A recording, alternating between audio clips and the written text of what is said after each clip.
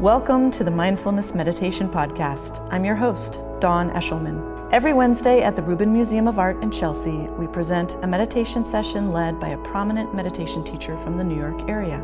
This podcast is a recording of our weekly practice. If you would like to join us in person, please visit our website at rubinmuseum.org/meditation. We are proud to be partnering with Sharon Salzberg and teachers from the New York Insight Meditation Center. The series is supported in part by the Hemera Foundation. In the description for each episode, you will find information about the theme for that week's session, including an image of a related artwork chosen from the Rubin Museum's permanent collection. And now, please enjoy your practice.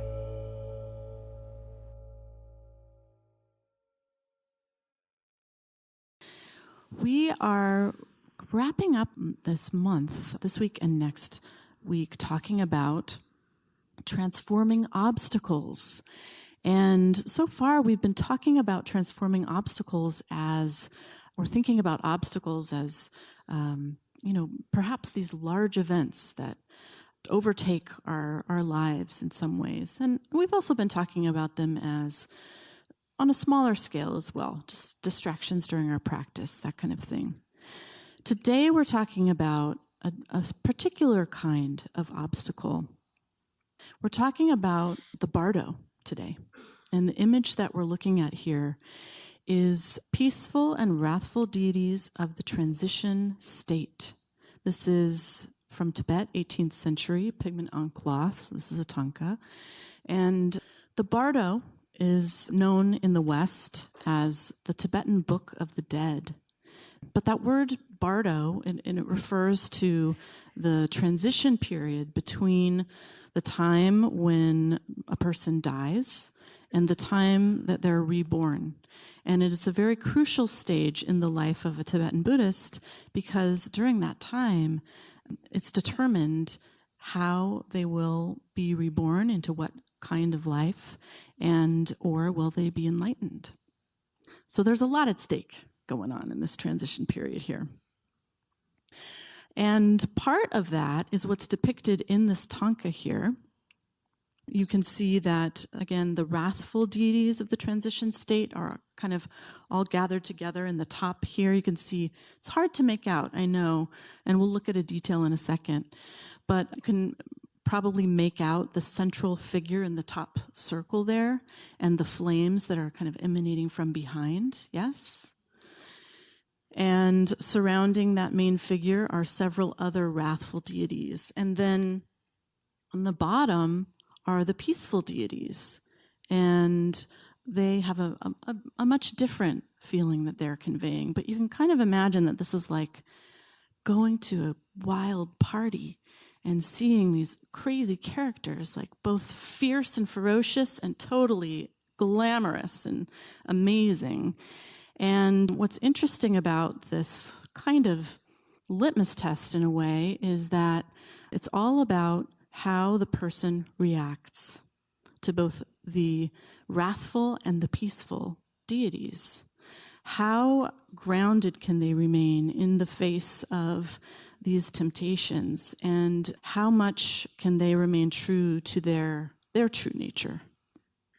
So it's an interesting thing to talk about, to think about, certainly within that Tibetan Buddhist context of enlightenment and rebirth, but also just to think about it as a metaphor in terms of transitions that we deal with or obstacles that we face, whether they are really small, waiting in line for your ticket today, and the really challenging ones that are very difficult in our lives. But that word bardo, to come back to that, really just means transition. And so I encourage you to think about that imaginatively today as we talk about overcoming obstacles. Where are we seeing obstacles, not just in the sort of main dish of our daily lives, but in those transition moments? I also just want to encourage you to really take advantage of the gallery tour, especially today, because we're looking at an object that is very difficult to reproduce for you here, actually. And there's nothing like seeing any art object in person, but today in particular, It's pretty special to look up close and in person. So Jeremy will be right outside afterwards to lead you up to the 6th floor if you'd like to take a look. Tracy Cochran is back with us, our house band, as we like to refer to her. She is a writer and the editorial director of the quarterly magazine Parabola, which can be found on Shop and online and in our shop. And she has been a student of meditation and other spiritual practices for many years. In addition to the Rubin, she teaches at New York Insight, where she is still teaching her Monday night mindful writing workshop, which is open to drop-ins. 3 more to go, right, Tracy? So you are all invited. And every Sunday at Hudson River Sangha in Tarrytown, New York. Her writings and teaching schedule can be found online via Parabola on Facebook and Twitter and on tracycochran.org. Please welcome her back, Tracy Cochran. I'm delighted to be here. I'm thrilled to be considered the house band for one more week. And it's always kind of daunting to hear the description of these great sacred artworks and kind of wondering, how can I relate? How can I relate? And it's interesting to remember that bardo means that intermediate time, that downtime. In other words, the time you had the rug pulled out from under you. Have you ever had that happen? Has anybody in this room ever had that happen? It's interesting to suddenly realize that every single person in this room has had that experience of getting really shocking and bad news, of suddenly losing somebody they loved, everybody, or losing a job, or losing a relationship, even being stabbed in the back, having your heart broken, just out of the blue. It's extraordinary. There isn't one single person in the room who hasn't had that experience. And what happens in that moment is that suddenly reality seems different than it did the moment before. In the case of the death of somebody or our own diagnosis, things suddenly seem irrevocable. Where just a moment before it seemed like you had lots of time. I like to think of myself as now in the afternoon of my life. not quite the evening, but it's like, you know, those days where you can't quite get out the door until 2 or 3, and then you're like, oh my heavens, where did the time go? I have to get outside. But suddenly, life looks different, and so does the self. So I wanted to share the example of a teacher of mine, one of my favorite teachers, named William Siegel.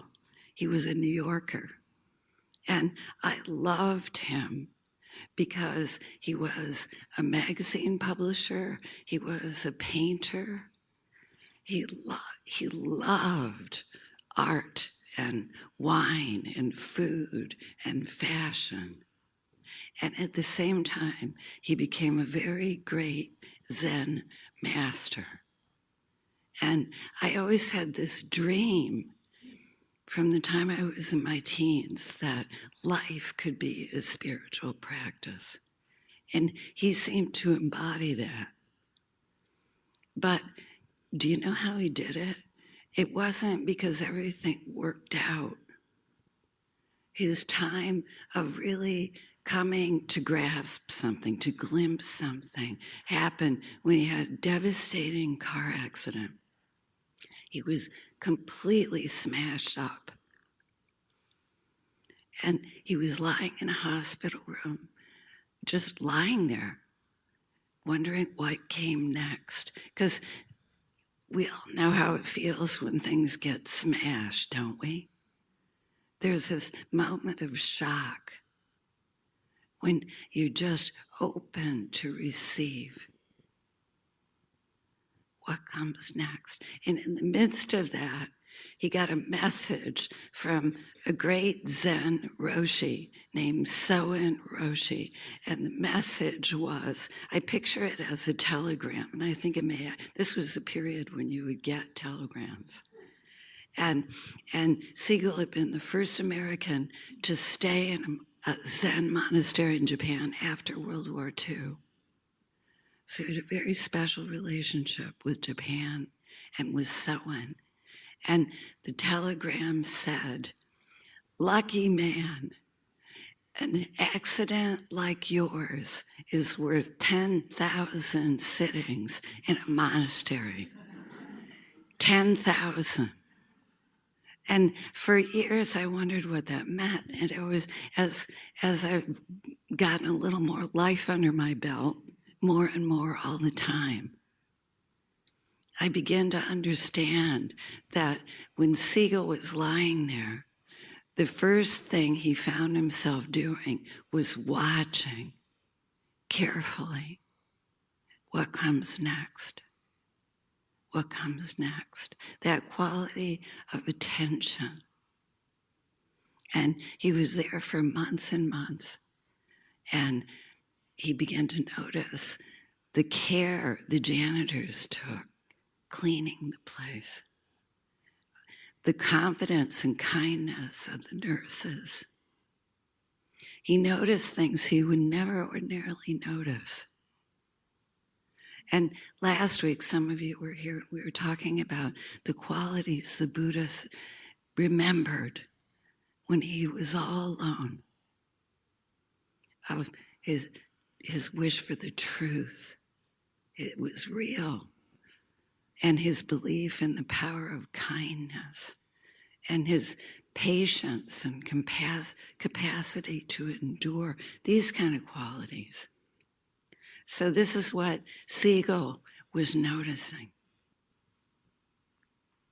Qualities of the heart, like kindness, coupled with this openness and this willingness to observe, to watch, to wait. So what he began to see is what we begin to see when we practice, that there's a self and there's life. There's this story that we carry inside our heads. We're trying to hold it together so that we at least look the way we imagine other people are, sane, together. And you know that feeling. Inside there might be anxiety or feelings of contradiction or ambivalence.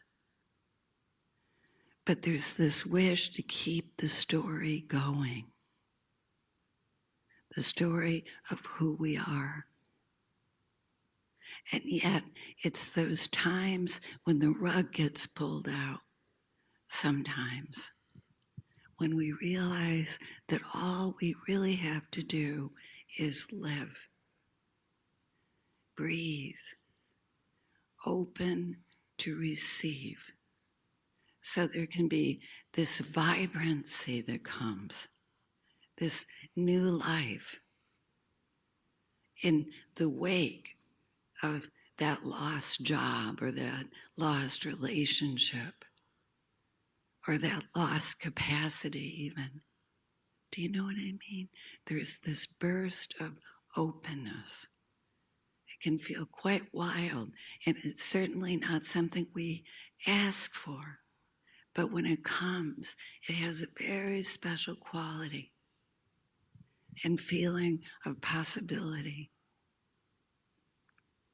And there's a quote that I've used in here before, and I once upon a time thought it came from Søren Kierkegaard, the great Danish philosopher and theologian, but I have never found it anywhere. So I am claiming it. Going forward, it is mine. And the quote is, I would have died if I hadn't died. I would have died if I hadn't died. And from the sound effects in the room, I know we feel what that means. Those times when our world came to an end, and we never wanted that to happen, and it's very sad, but some new possibility appeared, including very often the fact that you're sitting here about to practice opening to life.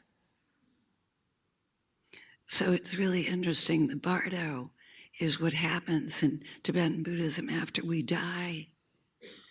And we see that clear light. They have a whole beautiful, wonderful, the way Dawn described this party, I think of those bars in Star Wars, with all these creatures. But in our own life, the ones, they're bizarre. And some of them are very glamorous, I suppose. And at the same time, there's this call to remember. Remember the breath. Remember our lives. Remember what matters. Don't get pulled. It's like the Buddha under the Bodhi tree being threatened by the devil Mara, who had all kinds of terrifying visions and seductive visions. And the Buddha touched the earth. He remembered. He remembered his life. He remembered the power of kindness. He remembered the truth. 3 weeks ago when I was here, I was sharing that Andrew Young told me Martin Luther King remembered to prepare himself to face what frightened him, what's unknown. And we can, as Dawn was saying, you can even do that on the ticket line. Or at least notice that the way we usually live our lives is we want to just keep this continuous flow going forward. So when there's a snag, it's like, oh, I have to amend my timing next time, but there's an invitation with this practice to learn how to just come back, no matter what's going on. And it's not the booby prize. It's slowly acquiring the ability to open to the true vibrancy of our lives. And this net of kindness and possibility and these forces that support us. Lucky man, lucky man. An accident like yours is worth 10,000 sittings in a monastery. Think of that. You're called when things go wrong, or even when you just have to wait to see what you're being shown. The forces you don't usually see. And they're not so supernatural. They can be. They also probably include very fine and extraordinary things, but they also include something right with you. Your own capacity to open, to be patient, to watch, to respond. So now we won't listen to me, we'll practice. And listen to me a little. So we take our seats, feet firmly on the floor in front of us, back straight as possible without forcing. Notice how it feels to be in this body without thinking about it. Just take in an impression of this body. this life as it presents itself in this moment.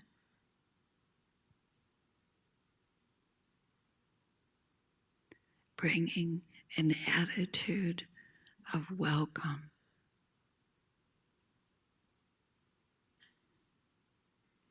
Allowing yourself to be here.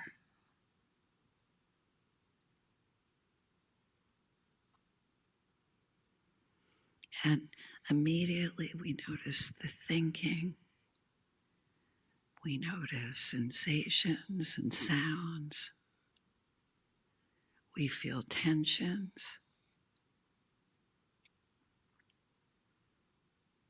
We might have memories or edges of feelings. We let everything be exactly the way it is, without any judgments.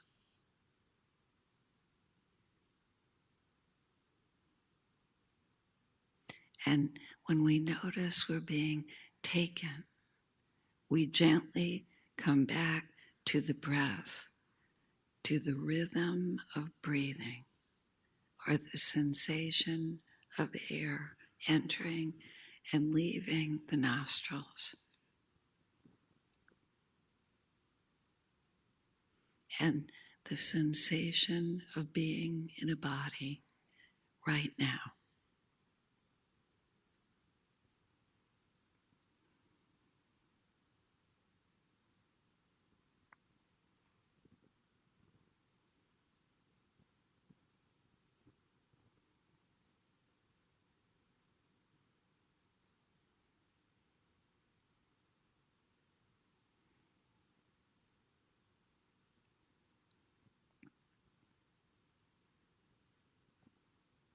Sati, the word for this practice in Pali, means to remember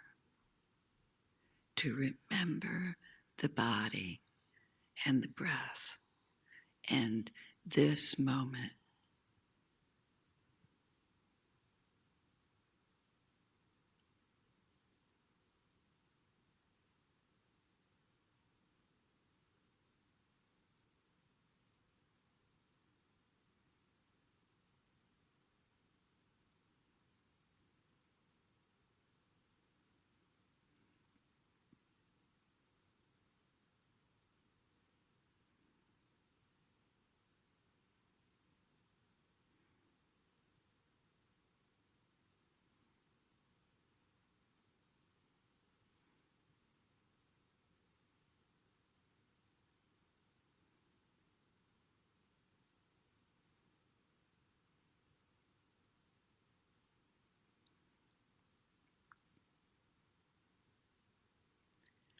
When we drift, we notice this with no judgment and come back again to the breathing and the experience of being in the body.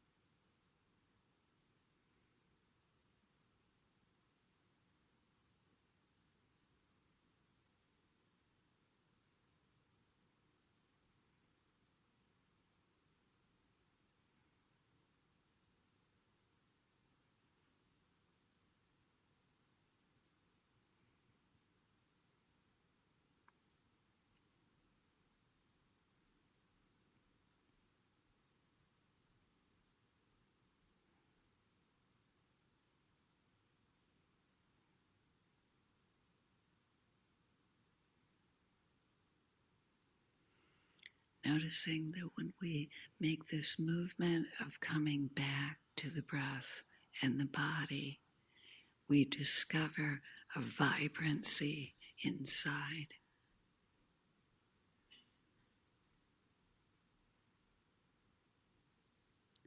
A sensation of being present and open to receive.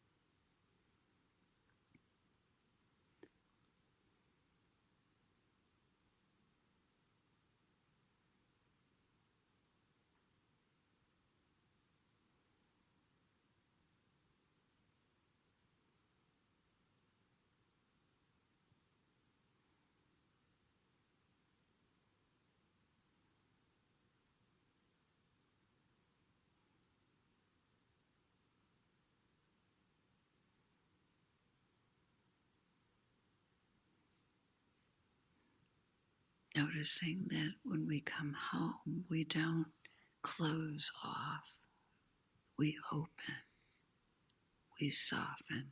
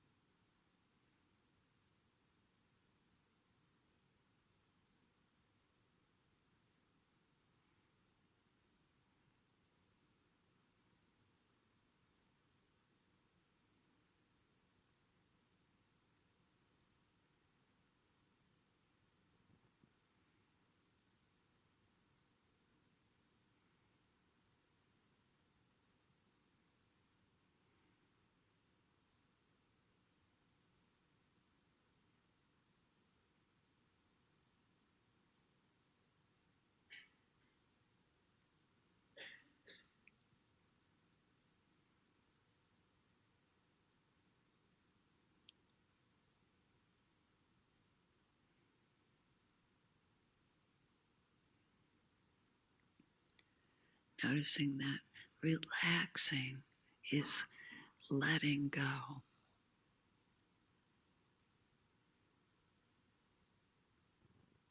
Softening so that we notice air, sensation, life.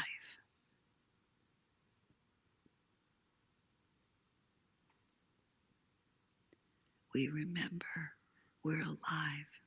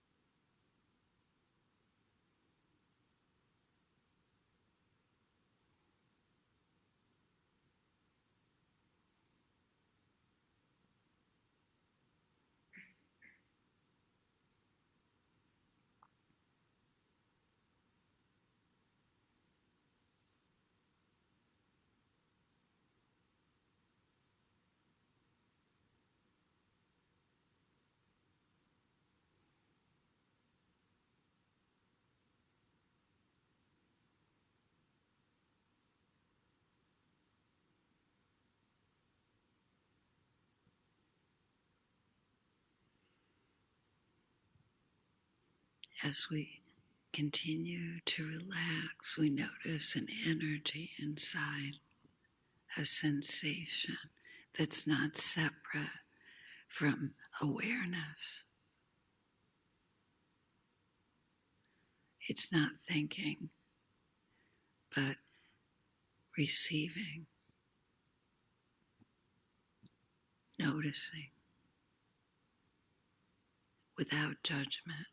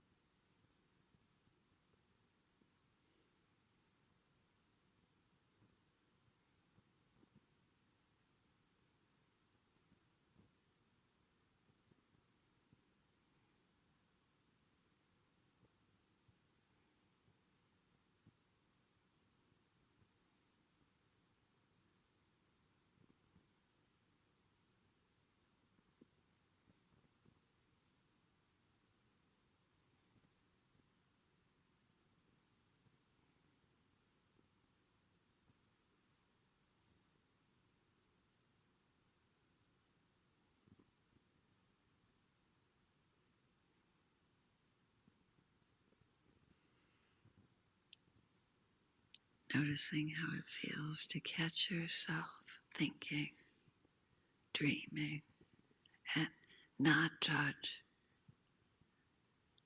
and gently come back to the breath and the body and the vibrancy of this moment.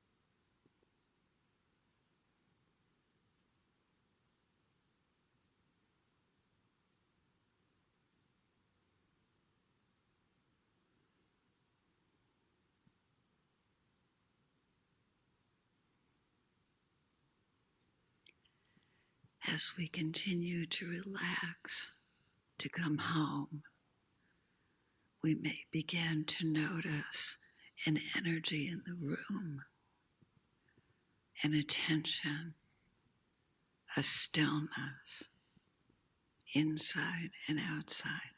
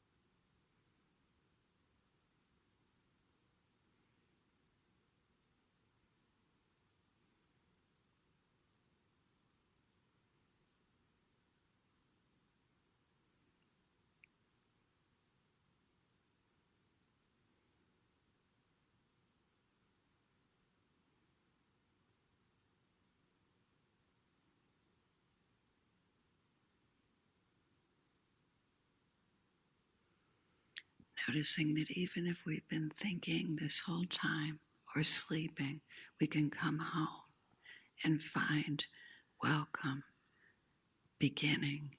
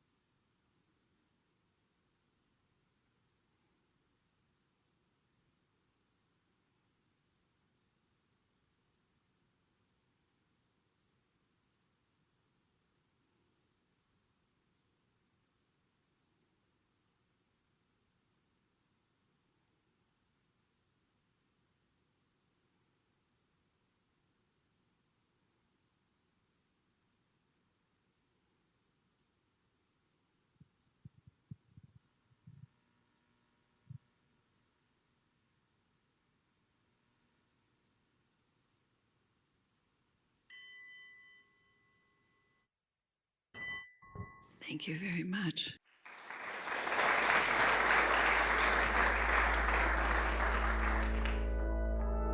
That concludes this week's practice. If you'd like to attend in person, please check out our website, rubinmuseum.org/meditation, to learn more. Sessions are free to Rubin Museum members, just one of the many benefits of membership. Thank you for listening. Have a mindful day.